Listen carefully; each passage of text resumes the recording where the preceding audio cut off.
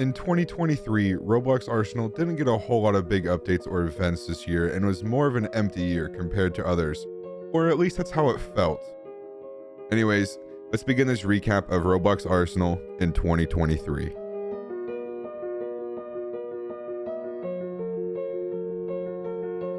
Let's dive into our first update. A smaller yet interesting new addition. We discovered the newly introduced Mountain Village map, but that's not all. We also got a visual update that brought a fresh color theme to the game's menu. While this update might seem modest in size, this was just the beginning.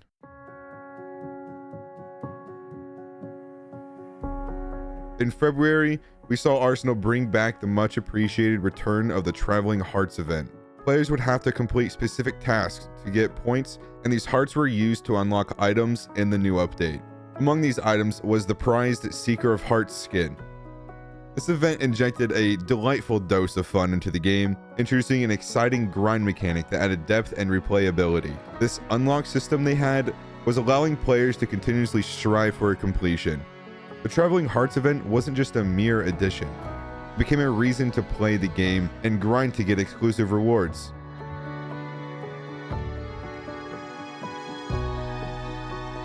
In March, the Arsenal community was treated to a delightful revival of the St. Patrick's Day event and the not-so-delightful sight of Bombfest.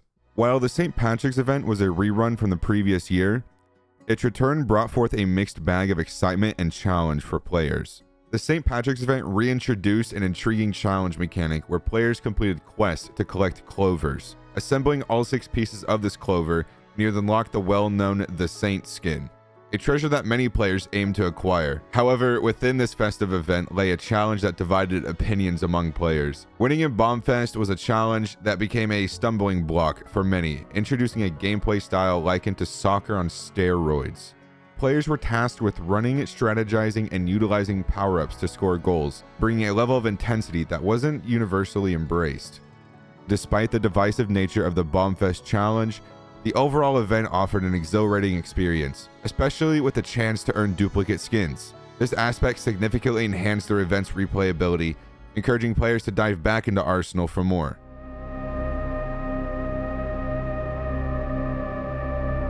Following the St. Patrick's Day event, the Roblox Arsenal community was greeted with the Retropalooza update. This expansive retro-themed update brought a ton of content, including the introduction of 12 new characters, 5 weapon skins, 11 calling cards, and 4 badges. Notably, the implementation of an in-game update log was a long-awaited addition that finally found its way into Arsenal. Central to this update was the reintroduction of the Brick Battle game mode, an exciting addition that enriched gameplay dynamics. Within this mode, players had access to a vast amount of projectile items, from RPGs to a formidable ball capable of substantial damage. Notably, the integration of destructible elements allowed players wielding explosive weaponry to demolish specific buildings and structures, earning bricks, which was used as a currency to construct various characters. Among the array of characters, the highly coveted Shard skin emerged as the ultimate prize. Acquiring the sought-after skin was an intricate process, involving multiple steps and a certain skin known as the John skin, a new buildable character. To unlock the elusive Shard skin, players had to use this John skin, and they also had to navigate a specific map, and utilizing the explosive weapon, players would have to blow up a specific wall to open up a new room, which contained equipment from the Shard skin. Upon interaction with these items, players could then assemble the Shard skin, which had a much higher cost to build than the other skins. Despite the intricacy of the unlocking process, the Retropalooza update was a rewarding experience, offering players the thrill of demolishing structures while embarking on a quest for exclusive rewards. The update not only expanded the way Arsenal is played, but also showcased the game's capacity for intricate challenges and gratifying accomplishments, further enhancing the depth and enjoyment of gameplay for its dedicated community.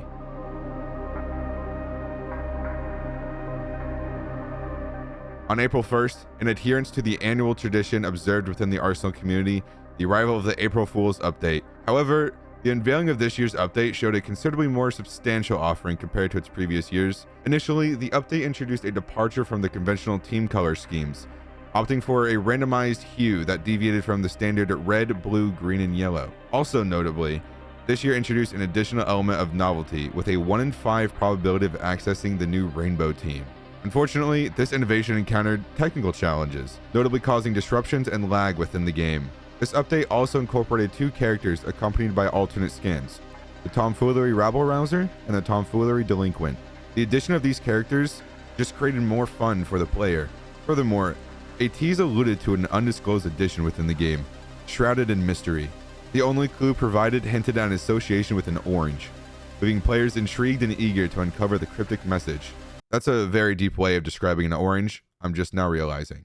The April Fool's update in Arsenal proved to be a departure from the norm, not only diversifying team aesthetics, but also teasing potential surprises, thus infusing an element of curiosity and anticipation within the community. Despite the technical hiccups experienced, this update seemed to be a success.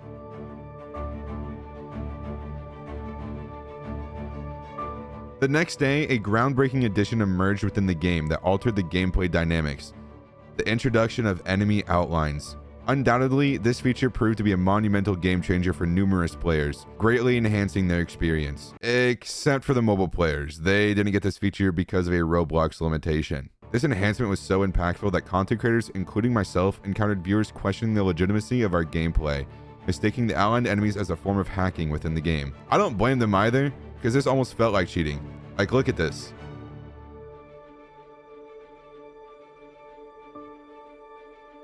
As we delve further into the year, anticipation builds within the Arsenal community. The frequency and quality of these updates have garnered high expectations from players, leading to a wave of excitement. Content creators, while enjoying the influx of updates, even found themselves having trouble keeping up with the updates. I'm not projecting, I swear. Amidst this excitement, the Easter update emerged, introducing a newer gameplay concept. Players were tasked with exploring maps to collect eggs, each designated with a unique rarity or value. Hatching these eggs required players to earn XP by killing other players and winning rounds.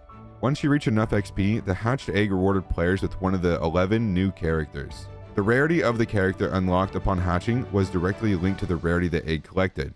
Moreover, the update introduced a UGC bundle, offering players an in-game bundle upon purchasing the associated UGC item. Additionally, two new events, the Citrus Quest and the Prologue Quest, made their debut during this update. Despite their simulators and mechanics, both quests provided enjoyable challenges. After uncovering the secrets of the orange, the Citrus Quest finally arose. This quest involved discovering and shooting fruits scattered across the Frights map.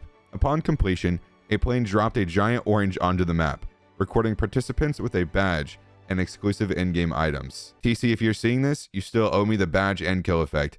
I know you saw I was scammed because you commented on the video, sir. Sorry. Anyways, regarding the Prologue Quest, it marked a unique addition to Arsenal events. Participants navigated the Boulevard map, shooting coffee cups scattered around. Once all cups were shot, a hole appeared within the coffee shop, leading players into a mini maze culminating in a larger room with a floating coffee cup. Interacting with it triggered a neat cutscene, offering players an immersive experience within the game.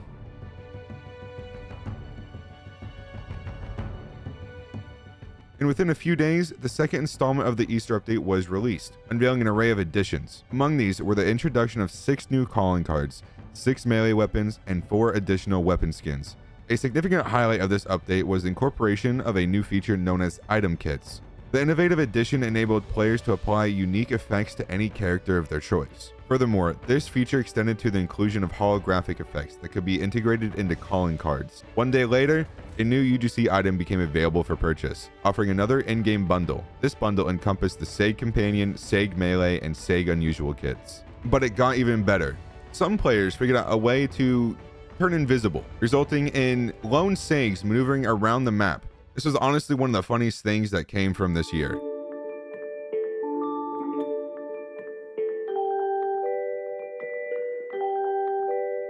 Zone, a developer associated with the game, released a Q&A video detailing various ongoing projects and addressing community inquiries. This marked a magnificent instance where the developers directly engage with the community, providing insightful responses and shedding light on their thought process regarding the game's development. Importantly, this video served as an informative resource, offering a glimpse into the depth of planning and consideration the developers invest into the game's evolution. Unfortunately, there's only so much that we can use to detect exploiters, and a lot of stuff we simply cannot patch out automatically. The video leaks several upcoming features and developments slated for the game, inadvertently sharing information about future content. This unexpected revelation not only heightened anticipation, but also served as a catalyst, fostering a sense of motivation and enthusiasm within the community and among content creators alike.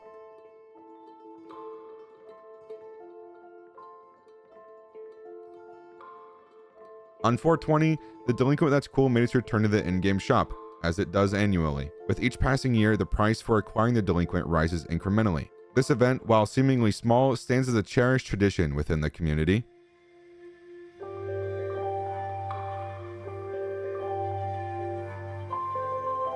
A month later, TC made a significant announcement regarding the introduction of 3 new 1v1 maps into the game: Albertson Street, Matrices, and Tuscany.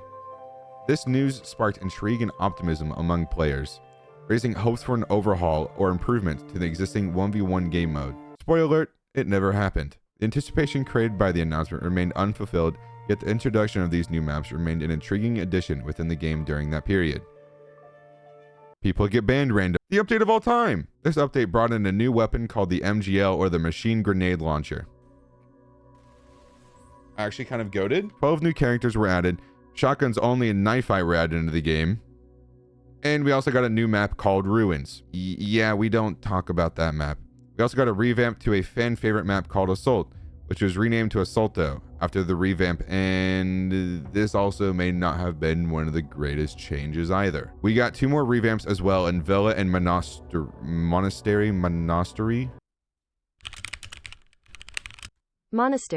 Yeah, that. There was also a map added to the Brick Battle game mode called Temple of Anubis. Also a funny British moment. No one knew at the time, but this would be the last update for a while.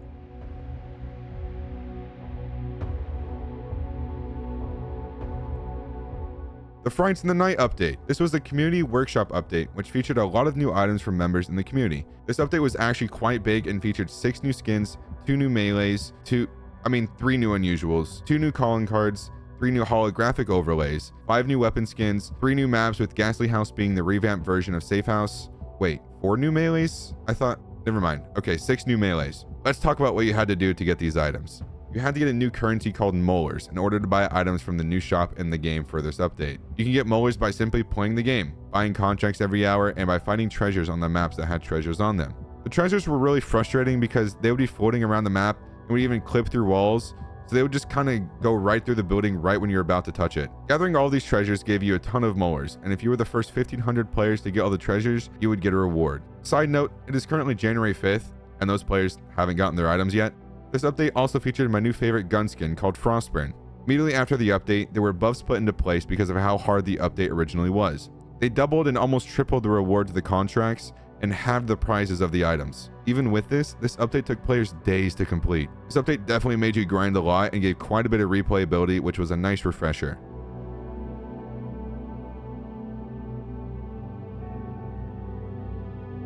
Following that, Arsenal received a visit from none other than Santa himself, bringing the arrival of an advent calendar. Yet while a welcome addition, it didn't quite incite the grinding among players. Instead, it merely prompted them to check in, grab the daily item, and swiftly move on. Some items featured within the calendar were intended as placeholders for future content, causing unexpected surprises for players. When the day arrived for the placeholder item, players received the placeholder item itself unintentionally. There's also a few honorable mentions I want to talk about. The first of these being the high-level player bans around April 5th.